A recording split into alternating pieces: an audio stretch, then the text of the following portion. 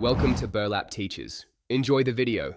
You start by preparing materials and anchoring the design so you can work confidently. First, center your net on a firm surface and fix the outline with Rugel pins. This locks placement. Once done, transfer pattern marks with a washable marker and measure radii for symmetry. Begin basic stitches at the center, using small, even tucks to gather. This builds a stable base.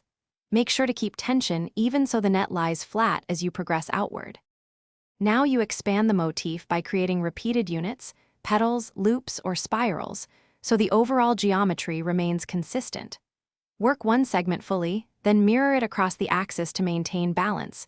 This prevents distortions. Once segments are stable, overlap a second net layer where you want depth, and secure seams with tiny overcast stitches. This strengthens joints without bulk. Make sure to check alignment at every quarter turn so motifs meet cleanly, and the texture reads from a distance.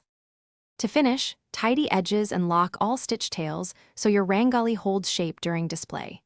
Trim any excess net, then bind the perimeter with narrow bias or apply a thin line of fabric glue. This prevents fraying and gives a neat silhouette. Once bound, lay the piece flat and press very gently from the reverse using a cloth barrier. This smooths wrinkles without melting synthetic fibers. If a section loosens, re-stitch with small reinforcing loops immediately. This is the single most effective fix. Thanks for watching. Consider subscribing if this video helped you.